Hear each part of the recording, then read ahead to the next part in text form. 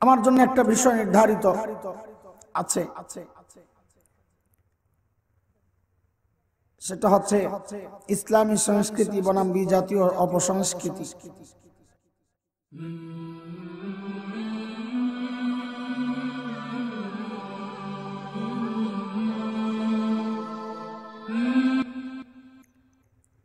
আমাদের কোরআনই আমাদের সংস্কৃতি, এটা আগে মাথায় ঢুকায় আনেন। কোরআনের পক্ষে যা আছে সব আমাদের সংস্কৃতি, কোরআনের বিপক্ষে যা আছে সব অপসংস্কৃতি। যেমন আমাদের না জানার কারণে আমরা অনেক শব্দ বলি যেগুলো না বলা উচিত। এটা আমি একা কেউ বলতে পারতাম, বিষয়টা খুব জঘন্য অপরাধ না, এটা আমাদের সামাজিক ভুল, ব্যাপকভাবে এটা হয়, এই জন্য প্রকাশ্যে বলছি। আমাদের ঘোষক ঘোষণা দিয়েছেন। একে তো আমার ব্যক্তিগত কিছু আপত্তি আছে, শ্রেষ্ঠতম মুফাসসির এই সমস্ত শব্দগুলো আমি খুব বিব্রত হই, আমি এখনো নিজেকে ছাত্র মনে করি, ওইটাও আলাদা বিষয়। কিন্তু ঈমানের প্রশ্ন যেই শব্দে আসবে ওইটা কোনোভাবেই আমাদের পক্ষে বলা উচিত না। যেমন একটা শব্দ আসছে সূর্য সন্তান, এগুলো না জানার কারণে আমাদের বলা, আমরা সতর্ক থাকব। এটা অযোধ্যার পৌরাণিক হিন্দুদের একটা জাত, যারা সূর্যকে নিজেদের দেবতা মনে করে এবং তাদের বিশ্বাস সূর্যের অনেক বাচ্চা কাচ্চা আছে। দুনিয়ায় যারা খুব খ্যাতিমান হয়, সূর্য বীর্য প্রকাশ করতে পারে, তারা মনে করে এরা ওই সূর্যের রুহানি সন্তান, এদেরকেই বলে তারা সূর্য সন্তান। আমি মুসলমান কেন বলবো? বাচ্চারা একটু আদরে হলে, একটু ভালো হলে আমরা বলি লক্ষ্মী মা আমার, না জানার কারণে বলি। এটা হিন্দুদের বিশ্বাস। হিন্দুরা বিশ্বাস করে তাদের ভাগ্যের মালিক হচ্ছে লক্ষ্মী দেবী, যে হচ্ছে বিষ্ণু দেবতার বউ। তাদের এক দেবতার নাম বিষ্ণু দেবতা, এই দেবতার বউয়ের নাম হচ্ছে লক্ষ্মী দেবী। ওই বেটির নাকি আবার 6টা মেয়ে আছে, ছেলে নাই একটাও। পদ্মা, পদ্মালয়া, ইন্দিরা, শোভা, কমলা, রমা, এই 6 মেয়ে হলো লক্ষ্মী দেবীর। আমরাও বলি এগুলা লক্ষ্মী বাবা, লক্ষ্মী মা, জানি না। ওরসালাইনের গায়ে কি সুন্দর করে লেখা, শিশুর জীবন বাঁচায় ওরসালাইন, নাউযুবিল্লাহি মিন যালিক। সবার জীবন কে বাঁচান? যিনি জীবন দেন তিনিই বাঁচান।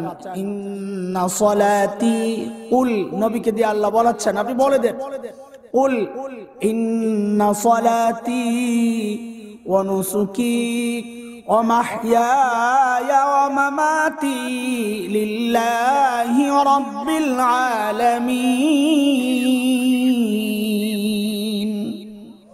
আমার হায়াতের মালিক কে ভাই? আমার মৃত্যুর মালিক কে? সব মালিক। এটাও একটা অপসংস্কৃতি। শব্দ, এগুলা শব্দ ব্যবহারের অপসংস্কৃতি। শব্দ সন্ত্রাস বলি আমরা। কিছু শব্দ ব্যবহার হয় যেগুলো আমরা না বুঝার কারণে আমরাও ব্যবহার করি, এগুলা থেকে বিরত থাকবো ইনশাআল্লাহ তাআলা। অগ্নিকন্যা বলে, অগ্নিকন্যা তো তারা বিশ্বাস করে যারা আগুনের পূজা করে, মুসলমান বলবে না। সূর্যের যারা পূজা করে তারা বলবে সূর্য সন্তান, মুসলমান বলবে না। মুসলমান তো আদম আলাইহিস সালামের সন্তান, মাখলুকের সন্তান তো ওইটা। ওই যে যারা বলে আগে মানুষ কি ছিল, বানরা ছিল, আসেননি 2-1 বান্দরের ছেলে? হাত তোলে। হ্যাঁ, আমরা সবাই নবীর ছেলে। কার ছেলে? আমরা সবাই কার ছেলে? নবীর ছেলে। ইয়া আইয়ুহান নাসুত্তাকু রাব্বাকুম, ইয়া আইয়ুহান নাসুত্তাকু রাব্বাকুমুল্লাযী খালাকাকুম মিন নাফসিন ওয়াহিদা। এক নফসকে আমি তোমাদেরকে বানাইছি। ওই এক নফসকে হযরত সাইয়্যিদনা আদম আলাইহিস সালাতু ওয়াস সালাম, হযরত আদম আলাইহিস সালামের সন্তান আমরা। আমরা বান্দরের ছেলে না। যারা বান্দরের ছেলে হইতে মনে চায় তুমি যাই হও, আমরা নবীর ছেলে। আলহামদুলিল্লাহ। যাই হোক, এটা আমার আলোচনার এটাও একটা অংশ। অপসংস্কৃতি, এগুলাও অপসংস্কৃতি, এগুলা শব্দ সন্ত্রাস, এগুলা থেকেও আমরা বাঁচবো ইনশাআল্লাহ। মুহতারাম হাজরিন, আমাদের হাতে সময় একেবারেই কম। বলে আইসা এই ডায়লগটা লওয়া লাগে আপনাদের না, এটা তো অভ্যাস হয়ে গেছে না। আমার ফ্লাইট ডিলে হওয়ার কারণে আসতে দেরি হয়েছে। আমার তো এখন বয়ান ছেড়ে দেওয়ার কথা 9টায়, সেখানে বসলামই 9টার একটু আগে, 9:45টায়। তো ওই মাহফিল, পরের যে মাহফিল ওয়ালা ওনারাও কষ্ট পাবেন, ওনাদেরও সমস্যা হবে। তো যতটুকু আমার বিষয়টা আছে, যেটা যতটুকু সম্ভব কোরআনের উপর ভিত্তি করে কিছু কথা, জরুরি কথা আপনাদেরকে শোনায় দেব ইনশাআল্লাহ। তার আগে বলেন এই কোরআনের কথাগুলো যদি আপনার বিপক্ষে যায় তখন কি হবে বলেন তো? হ্যাঁ, কথা বলে না, সব ঠান্ডা হয়ে গেছে। বিপক্ষে গেলে আমার দৌড়ানি দিবেন, মাইট দিবেন। আয় সুবহানাল্লাহ, এত আস্তে যে নিয়ত আছে খারাপ দেখা যায় না। ঘুমায়া গেছে ঠান্ডার মধ্যে, আরাম করে ঘুমাইতেছেন নাকি? দেখি কে কে ঘুমাইছেন একটু হাত তোলেন তো দেখি। আল্লাহু আকবার, হায় খোদা, এই আল্লাহ, মাশাআল্লাহ। ঠিক আছে, ঠিক আছে, ঘুম আসলো এখন দূর হয়ে গেছে, আলহামদুলিল্লাহ। এটা একটা পলিসি, এটা একটা পলিসি। মুহতারাম হাজরিন, আমি সূরা হামিম আস-সাজদার 3টা আয়াত তেলাওয়াত করেছি। আমার যে বিষয়কে সামনে রেখে আয়াতের কিছু তরজমা আপনাদেরকে শোনাবো, কিন্তু এই বিষয়ে ঢুকতে আমার 5 মিনিট লাগবে, মানে বিষয়টা বলতে লাগবে 5-6 মিনিট, ঢুকতে লাগবে বাকি টাইম। আমি ভূমিকা সাজাইতে হয়, হঠাৎ করে কথা উড়াদুরা মারতে পারি না, বদ অভ্যাস। লম্বা ভূমিকা সাজায়া এরপরে মূল কথা বলতে লাগবে 10 মিনিট।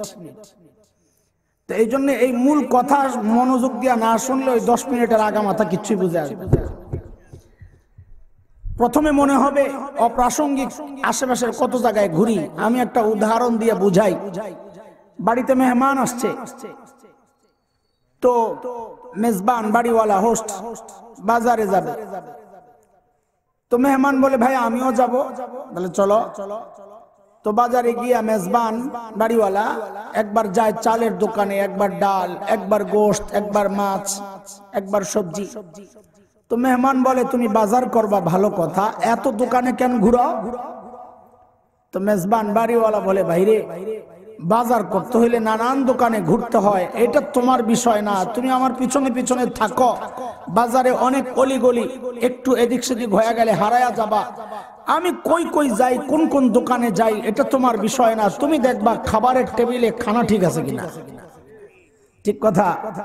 আমি এখন আপনাদেরকে নিয়ে বাজারে ঘুরবো, কিন্তু আপনি মনে রাখবেন যে আমার কোনো এসকাল নাই, যেহেনি চাইনে যান, আমি দেখুন ওই 10 মিনিটে খানার টেবিলে খানা ঠিক আছে কিনা।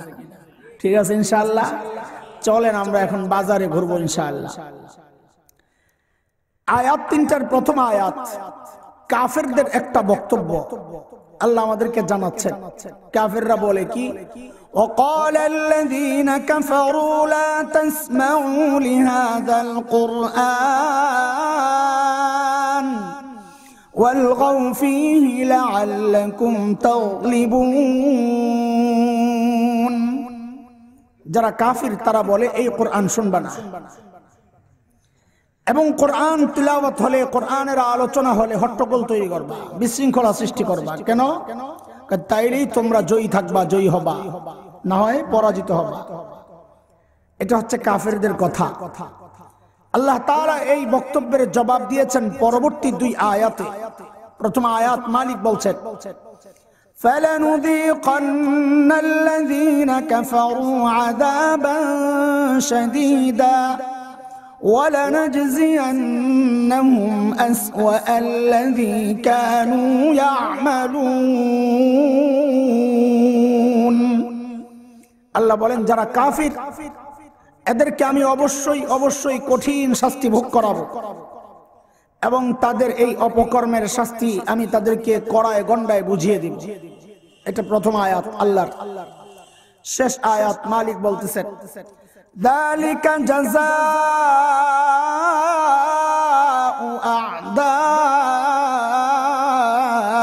আ'দাইল্লাহিন নার লাহুম ফিহা দারুল খুলদ জাযাআন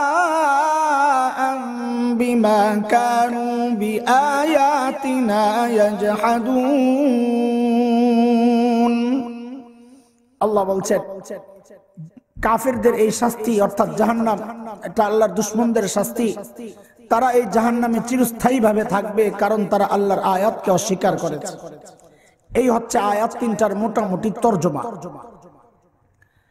ইমাম কুরতুবী রাহমাতুল্লাহি আলাইহি তাফসীর কুরতুবীর মধ্যে রাইসুল মুফাসসিরিন হযরত আব্দুল্লাহ ইবনে আব্বাস রাদিয়াল্লাহু তাআলা আনহুমা থেকে একটা বর্ণনা এনেছেন। তিনি লেখেন যে এই আয়াতগুলো আল্লাহ মক্কার কাফিরদের সম্পর্কে নাজিল করেছে। কাদের সম্পর্কে? বলেন বলেন, কথা বলেন। মক্কার কাফির। বলার সুবিধার্থে, আপনাদের বুঝার সুবিধার্থে আমি বলবো আবু জাহেলদের সম্পর্কে নাজিল করেছেন। বুঝতে কথা? পুরা বয়ানে কি বলবো?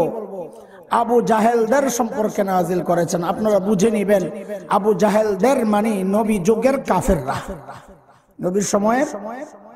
বুঝে আসছে কথা? তাদের বক্তব্য মূল দুইটা, এক হচ্ছে কোরআন নিজে শুনবা না, আর এক হচ্ছে কাউকে শুনতে দিবা না।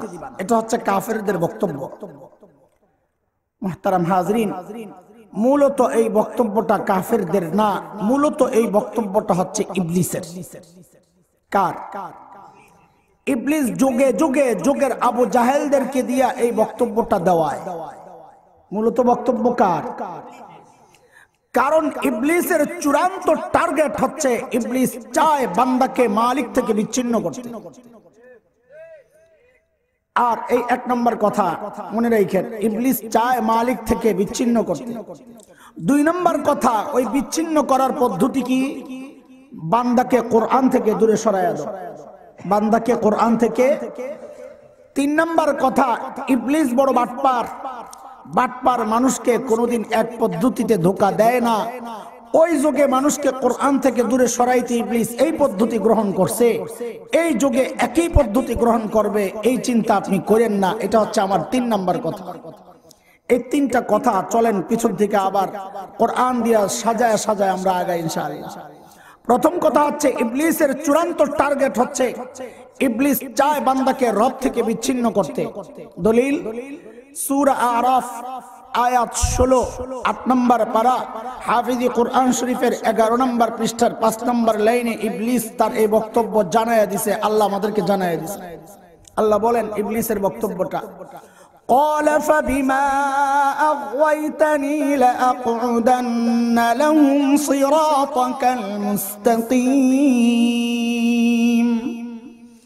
আল্লাহ যাদের কারণে আপনি আমাকে তাড়াইয়া দিছেন, আমি এদেরকে ছাড়বো না। কি করবি? বলে এরা যেই রাস্তা দিয়ে আপনার কাছে আসবে সিরাতে মুস্তাকিম, আমি ওই রাস্তায় বসে যাব, তাদেরকে আসতে দিব না। বোঝা গেল ইবলিসের চূড়ান্ত টার্গেট হচ্ছে আমাকে আপনাকে মালিক থেকে বিচ্ছিন্ন করে দেওয়া। দুই নম্বর কথা, ইবলিস জানে এটা মালিক থেকে বিচ্ছিন্ন করার রাস্তা একটাই, বান্দাকে কোরআন থেকে দূরে সরায়া দাও। কেমনে বুঝলাম?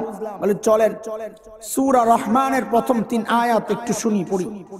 আল্লাহ কি বলছেন? রব বলেন, আর রহমান আল্লামাল কুরআন খালাকাল ইনসান। কয় আয়াত?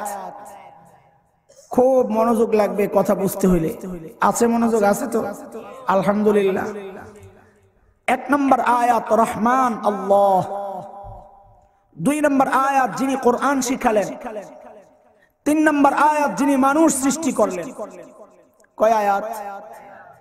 আয়াতগুলোর সিরিয়াল দেখেন। 1 নম্বর আয়াত আল্লাহ রহমান আল্লাহ।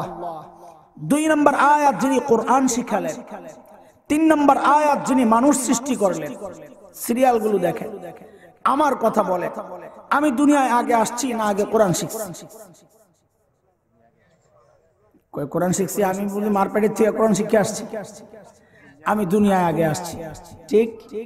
আমি দুনিয়ায় আগে আসছি, কোরআন পরে শিখছি। কাজী মানুষ সৃষ্টির ব্যাপারটা আগে, কোরআন শিক্ষার ব্যাপারটা পরে। সেই হিসাবে আয়াতের সিরিয়াল হওয়া আমার বুঝ মতো আর রহমান খালাকাল ইনসান আল্লামাল কোরআন। রহমান আল্লাহ, যিনি মানুষ সৃষ্টি করেছেন, যিনি কোরআন শিখিয়েছেন। আমাদের বুঝ মতো সিরিয়ালটা এমন হওয়া দরকার। কথা বুঝে আসছে?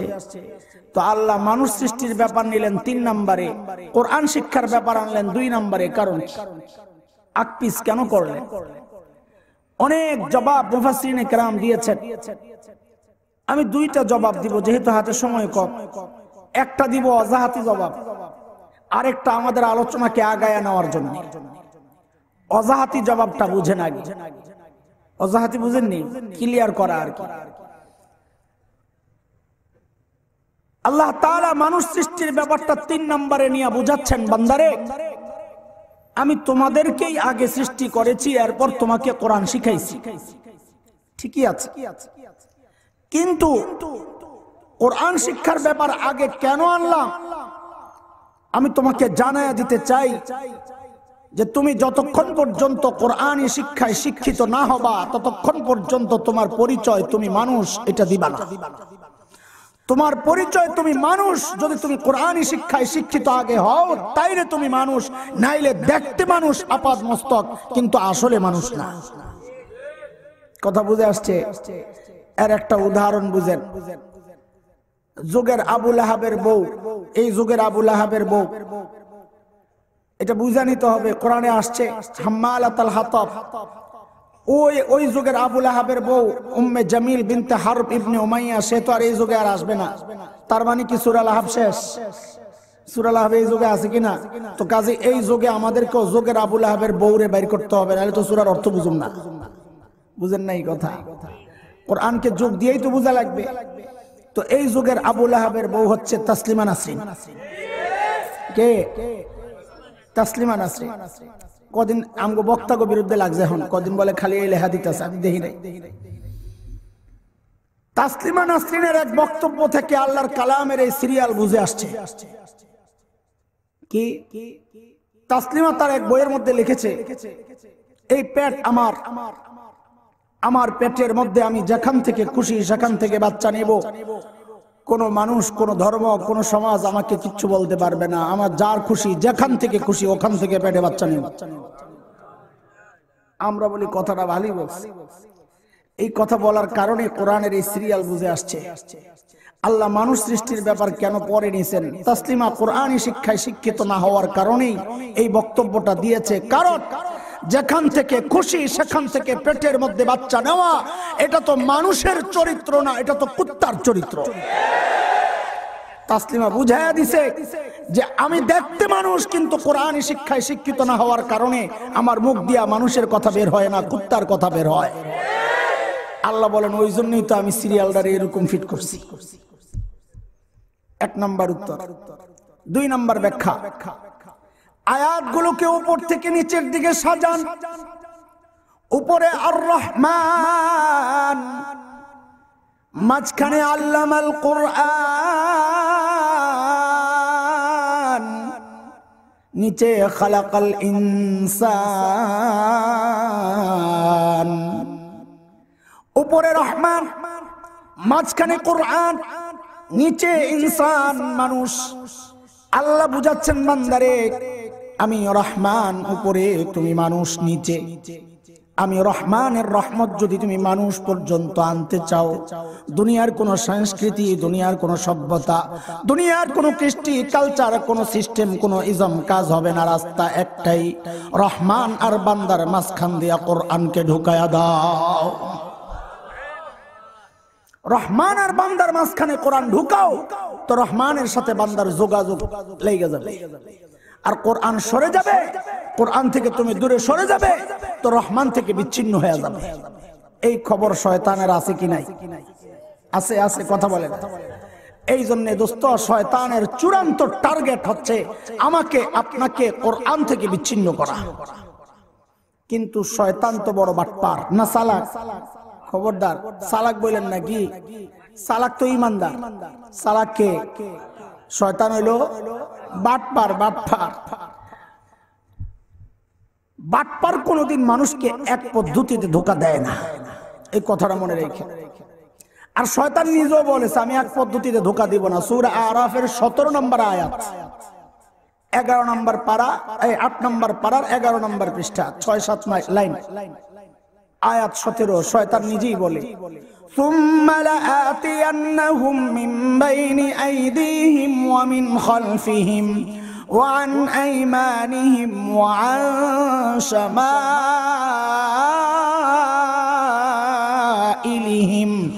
ওয়া লা তাজিদু আকসারাহুম শাকিরিন। আল্লাহ, আমি আপনার বান্দাদেরকে সামনে দিয়া ধোঁকা দিব, পিছন দিয়া ধোঁকা দিব, ডান দিয়া ধোঁকা দিব, বাম দিয়া ধোঁকা দিব। মুফাসসিরিনে কেরাম বলেন এর অর্থ হচ্ছে শয়তান এক পদ্ধতিতে ধোঁকা দিবে না, নানান পদ্ধতিতে চতুর্মুখী হামলা করবে। এখানে 4টার কথা বলা হয়েছে। কয়টা? সামনে দিয়া, পিছন দিয়া, ডান দিয়া, বাম দিয়া। আল্লাহ বলেন এরে আমার বান্দারা, কথাটা তোরা বুঝছস নি? যদি না বুঝস তো একটা উদাহরণ ল। কে বলেন? জোরে বলেন, কে বলতেছে? বলে একটা উদাহরণ নে, উদাহরণ দেখ। শয়তান এক পদ্ধতিতে ধোঁকা দেয় না। তোদের বাবা আর মা আদম আর হাওয়া আলাইহিস সালামকে শয়তান এক পদ্ধতিতে ধোঁকা দেয় নাই। বিভ্রান্ত করার জন্য 4টা পদ্ধতি গ্রহণ করছে। কয়টা? শয়তানের চ্যালেঞ্জও 4টা। আদম আর হাওয়া আলাইহিস সালামকে ধোঁকা দেওয়ার ক্ষেত্রেও পদ্ধতি গ্রহণ করছে। কয়টা? 4টা। কোথায়? 2 আয়াত নিচে, একই সূরার 2 আয়াত নিচে, 19-20 নম্বর আয়াত, 20-21। শয়তানের বক্তব্য, শয়তানের ধোঁকার প্রক্রিয়া আল্লাহ আমাদেরকে জানায়া দিবেন যেন আমরা সতর্ক থাকতে পারি। মালিক বলতেছেন فوسوس لهما الشيطان ليبدي لهما ما وري عنهما من سوآتهما وقال ما نهاكما ربكما عن هذه الشجرة إلا أن تكونا ملكين أو تكونا من الخالدين وقاسمهما إني لكما لمن الناصحين। ধোঁকা কয়টা? এত আসতে বললে হবে না, আরো জোরে ইনশাআল্লাহ। মাশাআল্লাহ। আমি আয়াতগুলো তরজমা করব না, সময় নাই। আমি শুধু ধোঁকাগুলা দেখায়া যাই শয়তান কয়টা ধোঁকা মারছে। 1 নম্বর ধোঁকা, মা নাহাকুমা রাব্বুকুমা আন হাযিহিস শাজারা। এই আদম হাওয়া, কি বোকার মতো কাজ করতেছেন আপনারা। আল্লাহ তাআলা আপনাদেরকে এই নির্দিষ্ট গাছের ফল খাইতে নিষেধ করছেন। আলেমরা বুঝবেন ভালো, মারেফা না কেরার পেজ দিছে। এবার সাধারণ মানুষ বুঝেন, এই জায়গায় ধরেন 10টা কাঁঠাল গাছ আছে, কথার কথা। তো আল্লাহ হুকুম করছেন এই কাঁঠাল গাছের কাছে যাবেন না। তো শয়তান এসে কি বলে, আপনাদেরকে আল্লাহ তাআলা এই নির্দিষ্ট কাঁঠাল গাছ 1 নম্বরটা যে এইটার কাছে যাইতে মানা করছে, আরো যে 9টা আছে ওটা তো মানা করে নাই। তাহলে আল্লাহর কালামের সর্বপ্রথম অপব্যাখ্যা, সর্বপ্রথম ব্যাখ্যা আর কি, তাফসীর কে করলো? জোরে বলে না। মুফাসসির হুজুরের নাম কি? কথা বলে না। আর বলতেছেন কারে? নবীরে। কারে তাফসীর করে বুঝায়? কারে? এখন পাবলিকও এই সেম কাহিনী হুজুর করে তাফসীর করে বুঝায়। আপনারা বুঝেন না এগুলা, কথা ঠিক? তুমি চিল্লা দিছো তাবলিগ করো, ভালো কথা, আলহামদুলিল্লাহ, তোমারে বুকে লাগাইতে চাই, কিন্তু হুজুরের ভুল ধরো না, এটা ইবলিস স্টাইল। ইবলিস নবীরে বুঝাইতে গেছে, আপনি বুঝেন নাই। আল্লাহ নির্দিষ্ট গাছের ফল খাইতে মানা করছে। কাজেই নামের শুরুতে মুফাসসির 5 তলা টুপি ইয়া হাবাকাবা দেখে কাইতে হয়ে যায় না। সর্বপ্রথম তাফসীর করছে কে? মুফাসসির হুজুরের নাম কি? ইবলিস যখন দেখলো 1 নম্বর ধোঁকায় কাম হয় নাই, এবার আছে 2 নম্বরটা কি? ইল্লা আন তাকুনা মালাকাইন।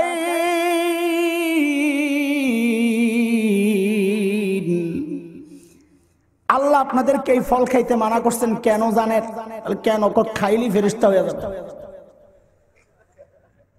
এটা আল্লাহ চায় না।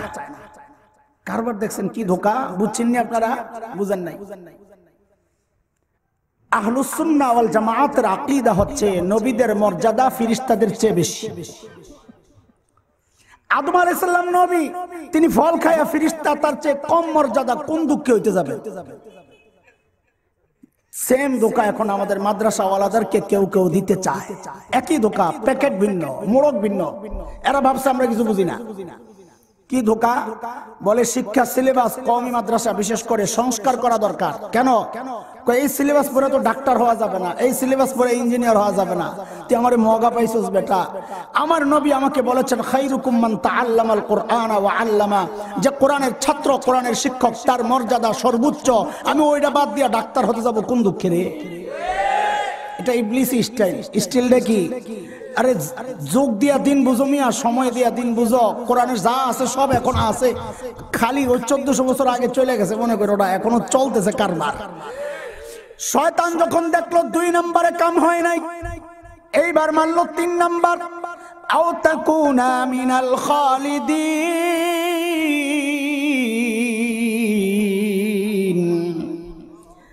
আল্লাহ আপনাকে এই ফল খাইতে কেন মানা করছেন জানেননি? কয় কেন? কয় খাইলে জান্নাতে স্থায়ী ভাবে থাকার ব্যবস্থা হয়ে যাবে, এটা আল্লাহ চায় না।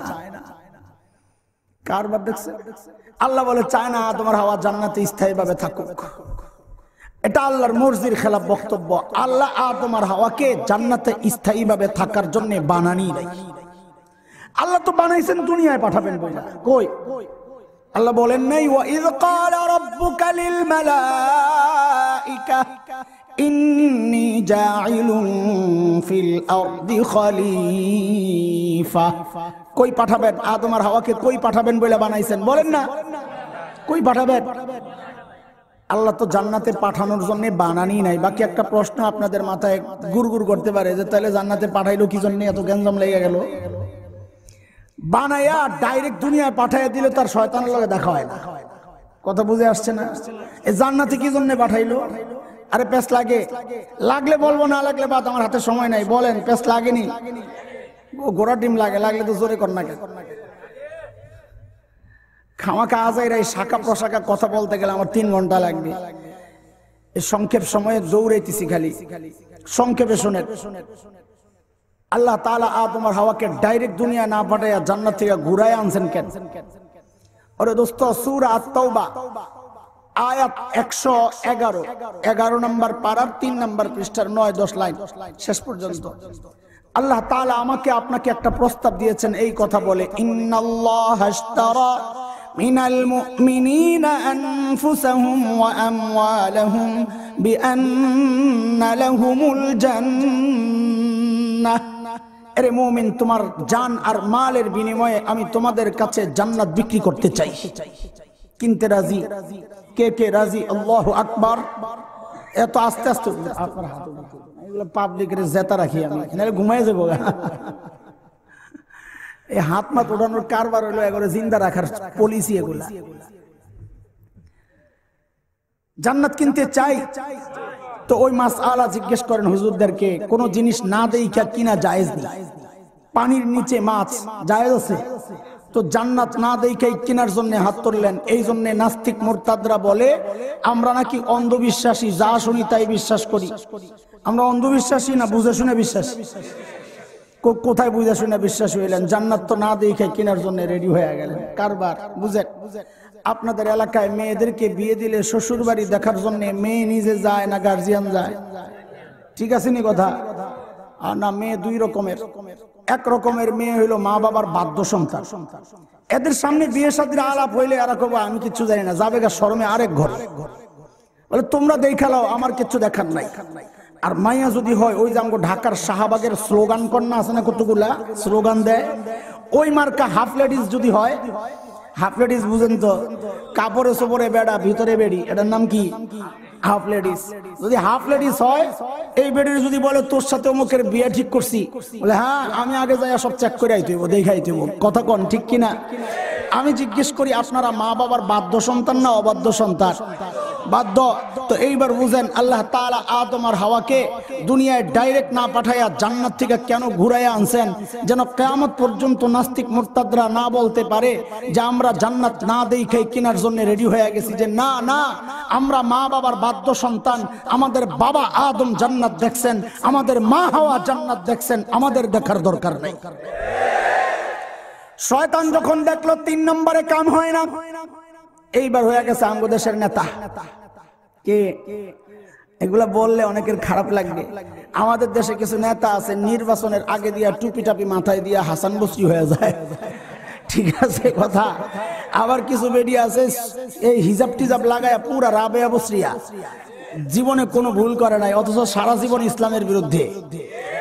শেষ মুহূর্তে দিনদার মানুষকে ধোকা দেওয়ার এটা হচ্ছে সবচাইতে দারুণ পলিসি, যে তুমি নিজে হুজুর হয়ে যাও, তাইলে দিনদাররা ধোকায় পড়ে যাবে। শিখছে কার থেকে? ইবলিস থেকে।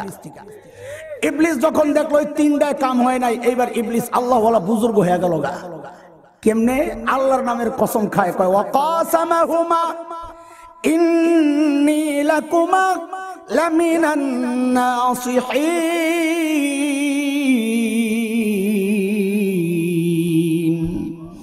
আল্লাহর কসম খায়া বলি আমি আপনাদের শত্রু না, আপনাদের বন্ধু। বন্ধু কি? বন্ধু বন্ধু হিতাকাঙ্ক্ষী। আমরা বলি ভারত আর আমেরিকা যার বন্ধু হয় তারা শত্রু লাগে না। এই যে ইরান মিয়া বুঝছে, কে বুঝছে? ইরান বুঝছে আমেরিকারে বন্ধু বানায়া কোলে তুইলা কি খাতির কইরা লক্ষ লক্ষ সুন্নি মুসলমানকে হত্যা করছে। আমেরিকা দেখছে যুদ্ধ শেষ, আকাম তো একটা বাদায়া লেখা লাগে, নাইলে তো বিল পায় না। আকাম বাদায় না রাখলে কি পায় না? বিল পায় না। এরা দেখলো যুদ্ধ শেষ, আইএস কি এর ঘোড়ার ডিম কিচ্ছু নাই, সব শেষ। এখন কি করবে? কয় দে ইরানের একটা জবরদস্ত কমান্ডার, হ্যাঁ এরে দে হুতায়া দে। দিছে আরে হুতায়া, এখন লেগে গেছে। এখন তেলের দাম বেড়ে গেছে, এখন সোনার দাম বাড়তেছে। সব এগুলো রাজনৈতিক পলিসি, এগুলো আমরা বুঝবো না। খামাখাই কারো সাপোর্টে কাইন্দেন না, দোয়া করেন না। অনেকে দেখছি ইরানের জেনারেলের জন্য দোয়া করে, যারা আম্মা জান আয়েশাকে গালি দেয়, এরা কুত্তায় খাইলো আমরা তাকাবো না ইনশাআল্লাহ। হযরতে সাহাবায়ে কেরামের সাথে যাদের দুশমনি, তাদের দিকে তাকানোর সুযোগ সুন্নি মুসলমানের নাই। কথা বলেন ঠিক কিনা? দোস্ত আমার কথা গুছাই আনছি, বাজার করা শেষ। আমি আরো অনেক দিকে যাওয়ার সুযোগ ছিল, অনেক জরুরি সময়ের অনেক জরুরি কথা বলার সুযোগ ছিল বা জরুরত ছিল, কিন্তু সময় হাতে নাই। এই জন্যে বাজারটা সংক্ষেপে করলাম। আসেন বাজার কি করলাম বুঝি একটু, পিছনের থেকে পড়াশোনায় কি বুঝাইলাম। শয়তান চায় মানুষকে আল্লাহ থেকে বিচ্ছিন্ন করতে, কোরআন থেকে দূরে সরাইয়া। এতটুকু বুঝছি আমরা। শয়তান বড় বাটপার মানুষকে এক পদ্ধতিতে ধোকা দেয় না, আল্লাহ উদাহরণ দিয়া দেখায়া দিছেন। কাজী এই যুগেও শয়তান আমাকে আপনাকে কোরআন থেকে দূরে সরাইতে চায়, কিন্তু পদ্ধতি ওইটা না, পদ্ধতি পাল্টাইয়া দিছে। কি পদ্ধতি? ওই পদ্ধতির কথাগুলো আজকে আপনাদেরকে শোনাবো। এটাই আপনাদের খাবার, এটাই আলোচ্য বিষয়। এই যুগে শয়তান কোন কোন পদ্ধতিতে মানুষকে কোরআন থেকে দূরে সরায়, সময়ের একজন আলেম হিসাবে আপনাদের চোখে আঙ্গুল দিয়া বিষয়টা দেখাইয়া দিয়া আমি যাবগা। জিনিসটা বুঝেন খুব সহজে।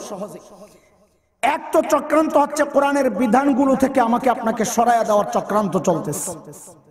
যেমন এই সাম্প্রতিক কালে একটা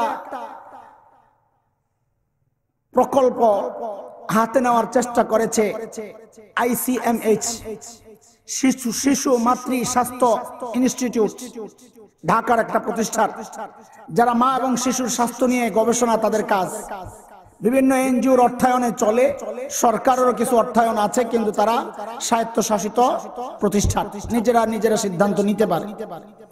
তারা একটা হঠাৎ সিদ্ধান্ত নিল, হিউম্যান মিল্ক ব্যাংক, মায়ের দুধ সংগ্রহ করে করে ওগুলারে আবার অন্যান্য বাচ্চাদেরকে খাওয়াবে। সব মায়ের দুধ একখানে হবে, ওইটা আবার বাচ্চাদেরকে খাওয়াবে। কারবার দেখছেন।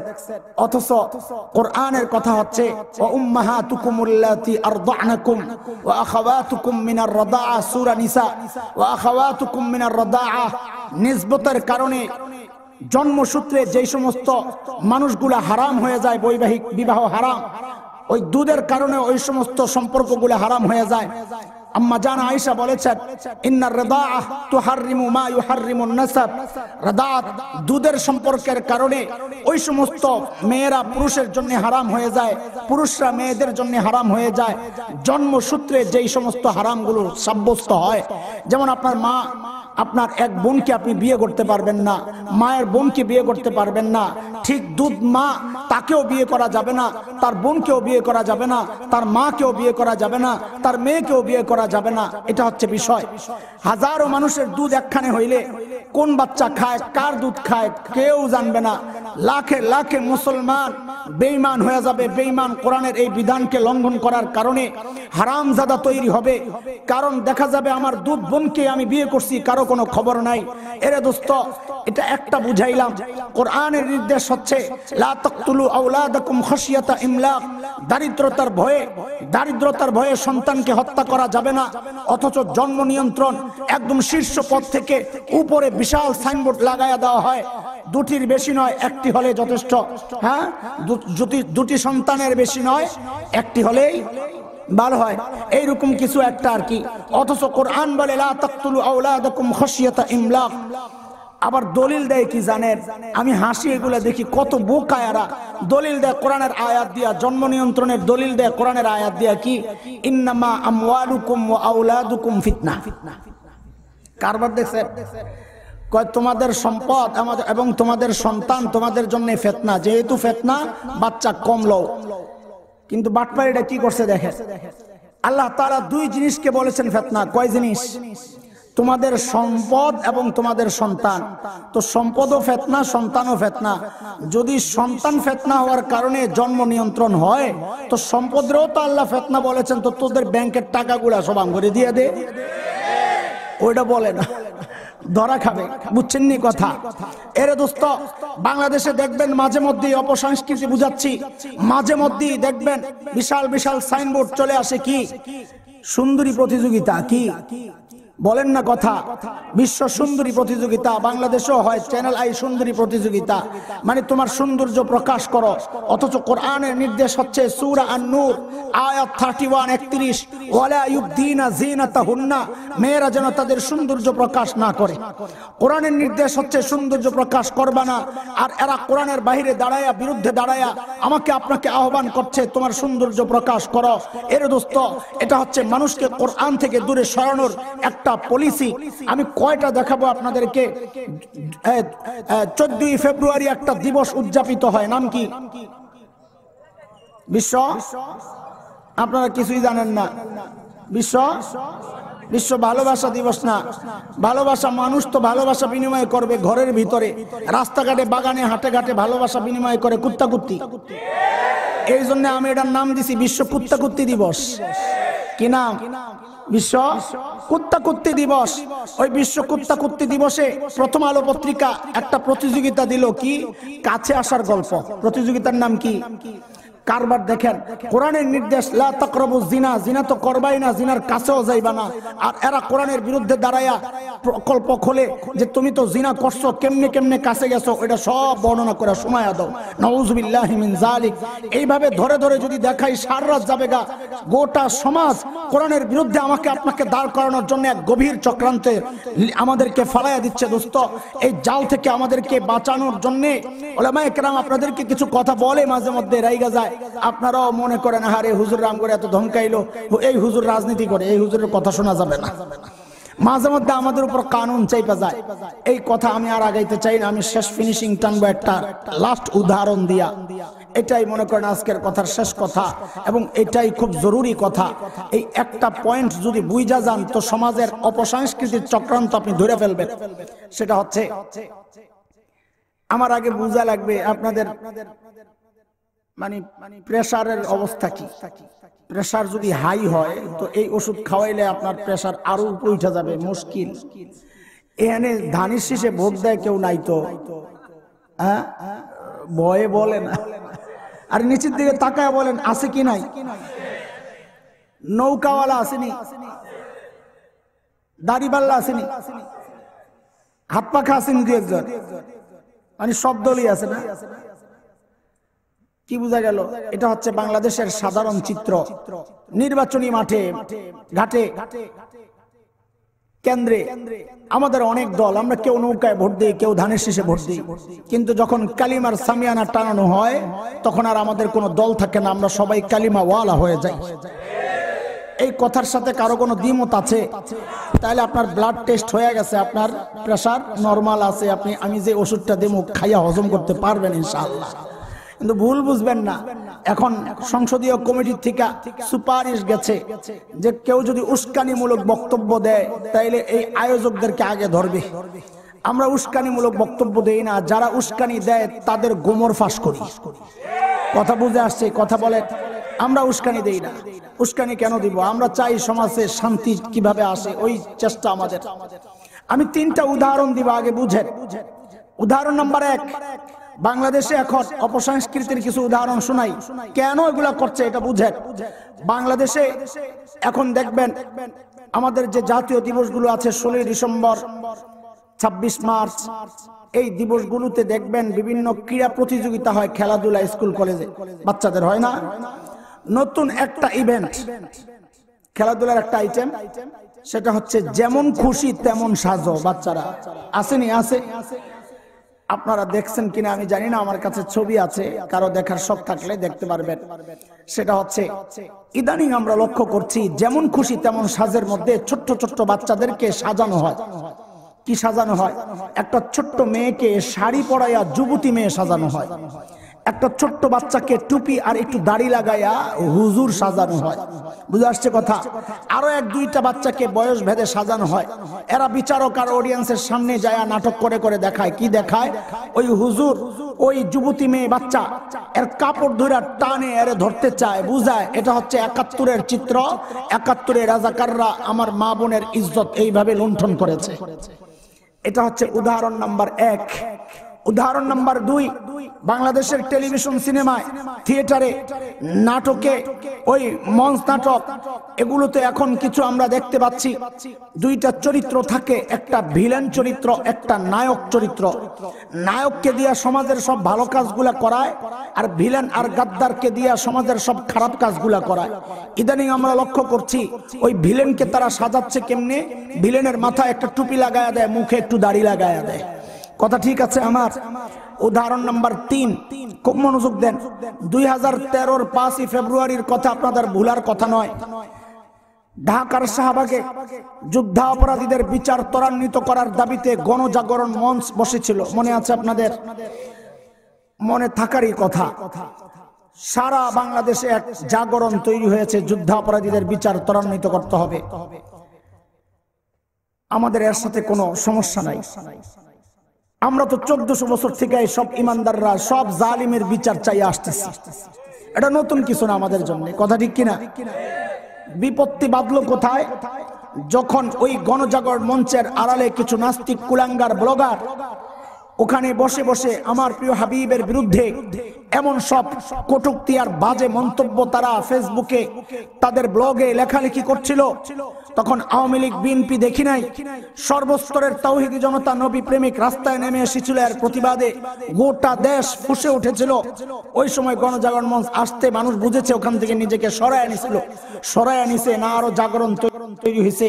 এটার সাথে আমার কোনো সম্পর্ক নাই, আমি শুধু সূত্রটা টানার জন্য কথাটা বললাম। ওই সময়ের একটা কথা, আমি আমার অবস্থান শাহবাগের খুব কাছাকাছি, 1.5 থেকে 2 কিলো। তো ওই গণজাগরণ মঞ্চের উত্তাল সেই দিনগুলোর উত্তাপ আমার শরীরেও লাগে, দেখি মানুষ আসা যাওয়া করে, রোডঘাট বন্ধ। ওই সময় আমার বাসার সামনে একটা বড় ফুট ওভার ব্রিজ আছে, সায়েন্স ল্যাবরেটরি মোড়, বড় ফুট ওভার ব্রিজ, পায়ে হাইটা রাস্তা পার হওয়ার যে ব্রিজ।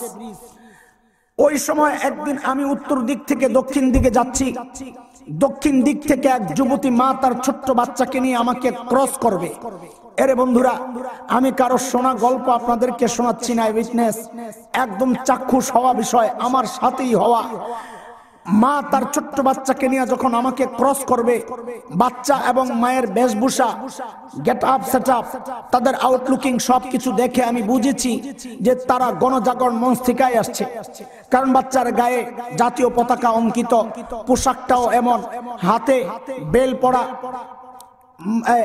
কপালে ফিতা লাগানো, জাতীয় পতাকার বেড লাগানো, দেখি বোঝা গেছে গণজাগরণ মঞ্চ থেকে আসছে।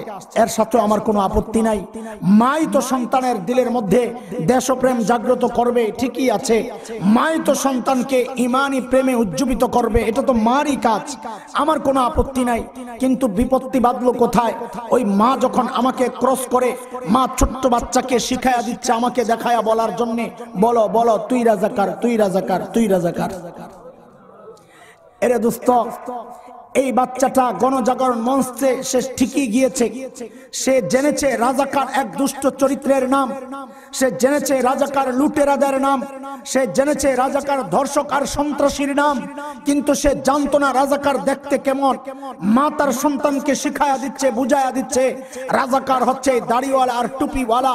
আমাদের জিজ্ঞাসা, আমরা জানতে চাই 1971-এর মুক্তিযুদ্ধ তো দাড়ি আর টুপির বিরুদ্ধে হয় নাই। 71-এর মুক্তিযুদ্ধ তো ইসলাম আর কোরআনের বিরুদ্ধে হয় নাই। 71-এর মুক্তিযুদ্ধ ছিল জালিমের বিরুদ্ধে মজলুমের প্রতিরোধ। কথা বলেন ঠিক কিনা? 7ই মার্চের বঙ্গবন্ধুর সেই তত্ত্ব ভাষণ আজ আমাদেরকে উজ্জীবিত করে, আমাদের কানে ভাসে। বঙ্গবন্ধু সেদিন বলেছিলেন, স্বাধীনতার মহান ঘোষক, মহান স্থপতি, তিনি সেদিন ঘোষণা করেছিলেন এবারের সংগ্রাম মুক্তির সংগ্রাম, এবারের সংগ্রাম স্বাধীনতার সংগ্রাম। রক্ত যখন দিয়েছি, রক্ত আরো দেব, তবু এদেশকে মুক্ত করে ছাড়বো ইনশাআল্লাহ। স্বাধীনতার মহান ঘোষক যখন স্বাধীনতার ঘোষণা দিয়েছেন ইনশাআল্লাহ বলে, ওই স্বাধীনতা ইসলামের বিরুদ্ধে হতে পারে না। কথা বলেন ঠিক কিনা? আমরা মুক্তিযুদ্ধের ইতিহাস পড়েছি, তোমরাও আরেকবার পাঠ করো। আমরা জানি বহু মুক্তিযোদ্ধা অভিযানে বের হওয়ার সময় 2 রাকাত সালাতুল হাজত পড়ে তারপর বের হতো। আমরা মুক্তিযুদ্ধ জাদু করে দেখেছি, বহু রাজাকার সেদিন যারা ধরা পড়েছিল তাদের অধিকাংশের মাথায় টুপি নাই, মুখে দাড়ি নাই। তাইলে আমাদের জানতে চাওয়া, এরা কারা যারা মুক্তিযুদ্ধকে দাড়ি আর টুপির বিরুদ্ধে দাঁড় করাতে চায়? এরা কারা যারা মুক্তিযুদ্ধকে ইসলাম আর কোরআনী শিক্ষার বিরুদ্ধে দাঁড় করাতে চায়? আমি হলফ করে বলতে পারি, না এর সাথে আওয়ামী লীগের সম্পর্ক, না বিএনপির সম্পর্ক, না প্রতিষ্ঠিত কোন রাজনৈতিক দলের সম্পর্ক। এরা হচ্ছে যুগের আবু জাহেল। ওই যুগের আবু জাহেলরা ডাইরেক্ট বলতো, লা তাসমাউ লিহাযাল কুরআন ওয়ালগাউ ফি, এই কোরআন শুনবা না। কোরআন শুনলে কেউ শুনতে চাইলে বিশৃঙ্খলা সৃষ্টি করবা, শয়তান বড় বাটপার। এই যুগের আবু জাহেলদেরকে দিয়া কাজ একই করায়, কিন্তু বক্তব্য একটা না, তরিকার পদ্ধতি ভিন্ন, ষড়যন্ত্র চক্রান্তের মোড়ক ভিন্ন, প্যাকেট ভিন্ন। সে এমন এক পরিবেশ পরিস্থিতি কায়েম করতে চায় যেন নতুন একটা প্রজন্ম তৈরি হয়, যাদের অন্তরের মধ্যে দাড়ির প্রতি ঘৃণা তৈরি হবে, টুপির প্রতি ঘৃণা তৈরি হবে। ওই প্রজন্ম আস্তে আস্তে কোরআনের শিক্ষক, ধারক বাহক, দাড়িওয়ালা টুপিওয়ালা উলামায়ে কেরাম থেকে বিচ্ছিন্ন হইয়া কোরআন থেকে বিচ্ছিন্ন হয়ে যাবে। এই চক্রান্ত চলছে মুসলমান। তাদের উদ্দেশ্যে একটা কথাই আমরা শোনায়া দিতে চাই, আমাদের রাজনৈতিক বিভক্তি আছে। কেউ আওয়ামী লীগে ভোট দেয়, কেউ বিএনপি ভোট দেয়, কেউ জামাত, কেউ জাতীয় পার্টি। দিন শেষে আমরা সবাই মালিককে ভালোবাসি, নবীকে ভালোবাসি, কোরআনকে ভালোবাসি। ওই ভালোবাসার জায়গা থেকে একটা উচ্চারণ করে যাই, বাংলাদেশে ইসলাম কচুরি পানার মতো ভেসে আসে নাই। কথা বলেন ঠিক কিনা? এই দেশের ইসলামের গোড়ায়, এই দেশের ইসলামের গোড়ায় শাইখুল হিন্দের রক্ত পড়েছে। এই দেশের ইসলামের গোড়ায় হযরত মাদানির চোখের পানি আর ঘাম ঝরেছে। এই দেশের ইসলামের গোড়ায় হযরত হাফিজের চোখের পানি পড়েছে। এই দেশের ইসলামের গোড়ায় শেখ গৌরিয়া, শেখ গৌরপুরীর চোখের পানি পড়েছে। এই দেশ থেকে ইসলাম নিশ্চিহ্ন করতে আসার আগে আমাদের কথাও শুনে নাও, শাইখুল হিন্দের রুহানি সন্তানরা মরে যায় নাই। মনে রাখিস কুলাঙ্গার, 1971-এর দেশ মুক্তির জন্য একবার মুক্তিযুদ্ধ হয়েছিল ঈমান রক্ষায়, ইসলামী সংস্কৃতি সভ্যতা রক্ষায়, কোরআনী শিক্ষা রক্ষায়। যদি আবার যুদ্ধ করা লাগে, আবার যুদ্ধ হবে, আবার যুদ্ধ হবে।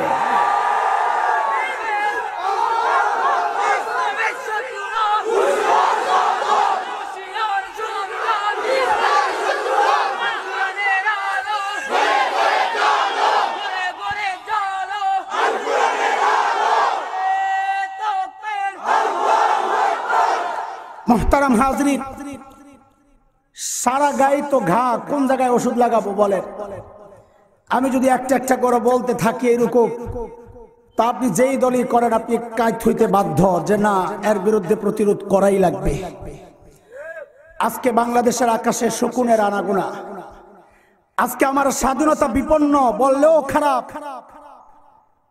মানচিত্রকে ভালোবাসো, দেশপ্রেমিক দাবি করো, অথচ স্বাধীনতা বিপন্ন কথা বলো না। সব কাম দায়িত্ব হুজুরদের কাঁধে। তুমি দেশপ্রেমিক না, তুমি নবী প্রেমিক না। আমার নবীর ইজ্জত নিয়ে কুলাঙ্গাররা কথা বলে, তুমি চুপচাপ, আবার নাম আবার আশেকে রাসূল। আমার দেশের স্বাধীনতা নিয়ে চক্রান্ত হয়, তুমি চুপচাপ, নাম আমার দেশপ্রেমিক। এটি কোন মার্কা আশেকে রাসূল আর কোন মার্কা দেশপ্রেমিক? না, ওই সমস্ত বাটপারি চলবে না। ইমানই বলে বলিয়ান হয়ে আওয়াজ উঠাইতে হবে। যদি আমার মানচিত্র আক্রান্ত হয়, যে মানচিত্রের ইঞ্চি ইঞ্চি জমিনকে সোনার চাইতে খাঁটি মনে করি, কথা বলে। কেন খাঁটি মনে করি? কারণ এই জমিনে গ্যাস আছে, এই জমিনে তেল আছে, এই জমিনের ফসল বড় সুন্দর। এই জন্যে না, এই জমিনকে ভালোবাসি কারণ এই জমিনে শাহজালাল শুয়ে আছেন। এই জমিনকে ভালোবাসি কারণ এই জমিনে শাহপরান শুয়ে আছেন। এই জমিনকে ভালোবাসি, এই জমিনে শাইখে কুরিয়া ঘুমায় আছেন। এই জমিনকে ভালোবাসি, এই জমিন হযরত হাফিজ জির সেজদার সাক্ষী। এই জমিনকে ভালোবাসি, এই জমিন কারি ইব্রাহিম রহমাতুল্লাহি আলাইহির জিকিরের সাক্ষী। এই জমিনকে ভালোবাসি কারণ এই জমিনে লাখো আলেম প্রতিদিন সেজদায় এই জমিনকে সিঞ্চিত করে, কথা বলেন ঠিক কিনা? এই জন্য এই জমিনকে ভালোবাসি। ওই ভালোবাসার দাবি একটাই, কল্লা দিব, জমিন দিব না ইনশাআল্লাহ। কল্লা দিব, ইমান দিব না ইনশাআল্লাহ। কথা বলেন। আলেমদের সাথে এই কথায় সব একমত ইনশাআল্লাহ। থাকবো ইনশাআল্লাহ। যদি আল্লামা আহমদ শফি ডাক দেয়, এরে আমার রোহানি সন্তানরা, আমার স্বাধীনতা বিপন্ন, দিন আর শরীয়ত বিপন্ন, তোদের জীবন দরকার, রক্ত দরকার। আল্লাহকে সত্যিকার অর্থে হাজির নাজির রেখা বলো, কে কে কল্লা দিতে প্রস্তুত? আল্লাহু আকবার।